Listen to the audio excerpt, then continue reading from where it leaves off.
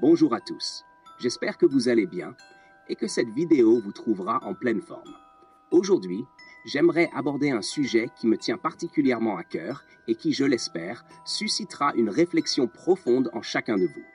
Il est souvent dit, et encore trop souvent cru, que certaines races sont supérieures à d'autres. Cependant, cette perception erronée oublie une vérité fondamentale. Chaque peuple a ses propres valeurs, ses priorités et sa manière unique de voir le monde. Et c'est cette diversité qui fait la richesse de notre humanité commune. L'homme noir, longtemps sous-estimé et stigmatisé, a une histoire riche non seulement de lutte, mais aussi de triomphe basée sur des principes profondément enracinés dans l'humanisme. Contrairement à des sociétés où le matérialisme et la compétition individuelle dominent, dans de nombreuses cultures africaines, la solidarité et le respect mutuel sont au cœur de la vie quotidienne. Ici, la communauté passe avant tout, et l'individu est toujours perçu dans son lien aux autres. Prenons l'exemple des enfants. En Afrique, un enfant n'est pas seulement l'enfant de ses parents biologiques, mais il est aussi l'enfant de tout le monde. Si un voisin corrige un enfant, cela n'est pas vu comme une intrusion, mais comme un acte de responsabilité partagée, une manière d'assurer que la prochaine génération grandisse avec les valeurs de respect et de discipline. Cela traduit un sens profond de la responsabilité collective. Chaque adulte est, d'une certaine manière, un parent pour chaque enfant. De la même manière, si un étranger franchit la porte d'une maison africaine, il sera accueilli avec générosité et hospitalité. Chez nous, il est coutume de servir à manger à l'invité avant même que les membres de la famille ne soient servis. Ce n'est pas une simple formalité, c'est un geste de respect, une manière de montrer que l'étranger est honoré, qu'il fait désormais partie de la famille le temps de son séjour. Cela exprime la conviction que l'autre, quel qu'il soit, mérite d'être traité avec dignité et respect. Dans les bus ou autres lieux publics, il est inimaginable de voir une personne âgée rester debout si un enfant est assis. Peu importe que chacun ait payé pour son siège, la culture impose que les plus jeunes cèdent leur place aux anciens. Ce respect des aînés, cette reconnaissance de la sagesse qui vient avec l'âge, est profondément ancré dans nos valeurs. L'homme noir, à travers ses actes simples mais puissants, montre que l'humanité, le respect et le partage sont au cœur de ses priorités. Bien sûr, je ne suis pas là pour dire que l'une ou l'autre culture est supérieure, loin de là.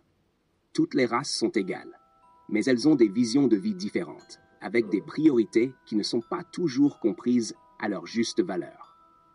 Ce que je souhaite souligner ici, c'est que dans le monde africain, la valeur d'une personne ne se mesure pas à sa richesse matérielle, mais à sa capacité à prendre soin des autres, à créer des liens et à contribuer au bien-être de la communauté. Ainsi, face à des idées fausses qui continuent de circuler, il est essentiel de rétablir la vérité. L'homme noir ne se concentre pas sur la destruction ou la compétition, mais sur l'édification et la préservation des relations humaines. Il porte en lui une vision du monde centrée sur l'entraide, le respect et le partage. Ce message est une invitation à découvrir et à célébrer cette richesse humanitaire. Un rappel que la différence est une force et non un facteur de division. Si vous partagez ces valeurs et cette vision, je vous invite à rester connecté et à vous abonner à cette chaîne pour continuer cette conversation. Ensemble, nous pouvons explorer plus en profondeur ce qui nous unit en tant qu'êtres humains, au-delà des frontières raciales et culturelles. Alors, si ce n'est pas encore fait, prenez un moment pour vous abonner et ne manquez aucune des prochaines vidéos. Merci de votre soutien et à très bientôt.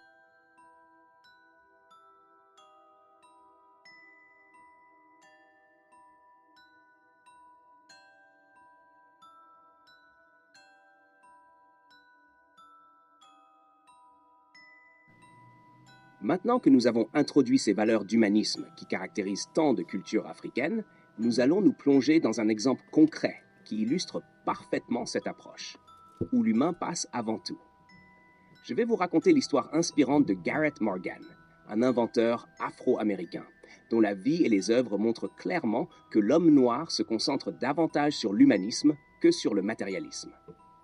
Son parcours en tant qu'inventeur et humaniste est un parfait exemple de la manière dont les valeurs profondes peuvent guider la création pour le bien commun. l'humanisme avant le matérialisme. Garrett Augustus Morgan, né le 4 mars 1867 à Paris, dans le Kentucky, est l'une des figures emblématiques qui incarne parfaitement la façon dont l'homme noir privilégie le bien-être collectif avant le profit personnel. À une époque où les opportunités étaient rares pour les Afro-Américains, Morgan a su innover non pour la gloire ou l'argent, mais pour améliorer la vie des autres. En 1923, il a déposé le brevet pour un feu de signalisation à 3 positions, une invention qui allait transformer la sécurité routière dans le monde entier. Ce feu de signalisation moderne, qui ajoutait une position intermédiaire entre arrêt et go, a permis de réduire les accidents de la circulation, sauvant ainsi d'innombrables vies.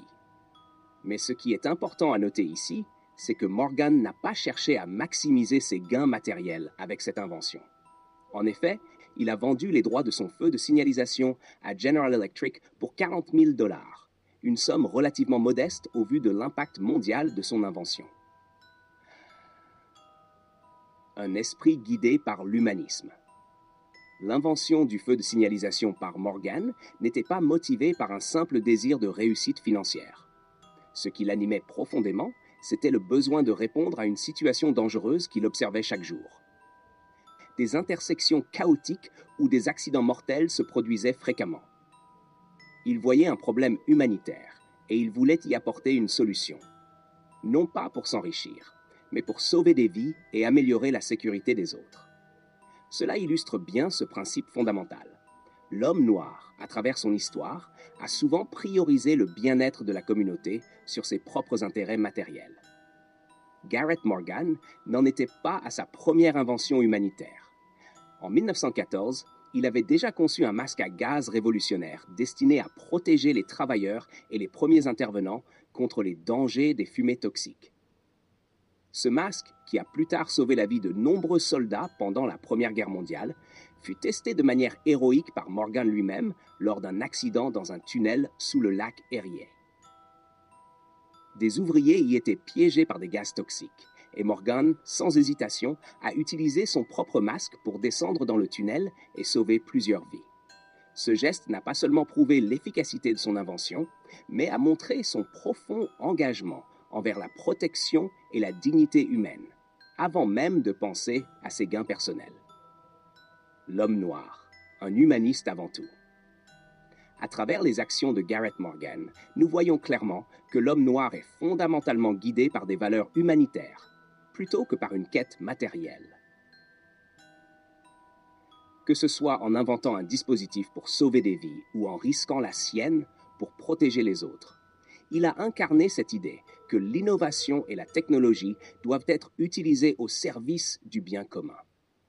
Contrairement à un monde parfois obsédé par l'accumulation de richesses et de pouvoir, des figures comme Morgan nous rappellent que la véritable richesse réside dans notre capacité à prendre soin les uns des autres. Cette approche humaniste est profondément enracinée dans la culture africaine, où l'entraide, le respect des anciens et la protection des plus vulnérables sont des priorités absolues. Garrett Morgan, bien qu'évoluant dans un contexte difficile en tant qu'Afro-Américain, a su porter ses valeurs au plus haut niveau dans son travail d'inventeur, en mettant toujours la vie humaine avant le matériel. L'héritage de l'humanisme. Aujourd'hui, le monde entier bénéficie des inventions de Garrett Morgan, qu'il s'agisse du feu de signalisation ou du masque à gaz. Pourtant, l'héritage qu'il laisse derrière lui va bien au-delà de la technologie. Il incarne une manière de penser et d'agir qui place la dignité humaine, la solidarité et la protection des autres au cœur de toute action, une valeur qui est encore trop souvent négligée dans un monde de plus en plus matérialiste. Cette histoire n'est pas unique à Garrett Morgan. Elle est représentative d'un courant humanitaire bien plus vaste qui traverse les sociétés noires, où l'accent est mis sur la communauté, le partage et le respect mutuel. Dans ces sociétés, comme on l'a vu, un enfant est l'enfant de tous. Un invité est traité comme un membre de la famille, et les personnes âgées sont honorées par les plus jeunes. Conclusion. En somme, Garrett Morgan nous montre que les grandes innovations ne viennent pas nécessairement d'une quête de richesse, mais de la volonté de répondre à un besoin humain fondamental. C'est dans cet esprit que nous devons continuer à célébrer les contributions de ceux qui, comme lui, privilégient l'humanisme sur le matérialisme. Si vous n'êtes pas encore connecté à cette chaîne, je vous invite à vous abonner pour ne manquer aucune de ces histoires inspirantes. Merci de votre écoute et à très bientôt pour la suite.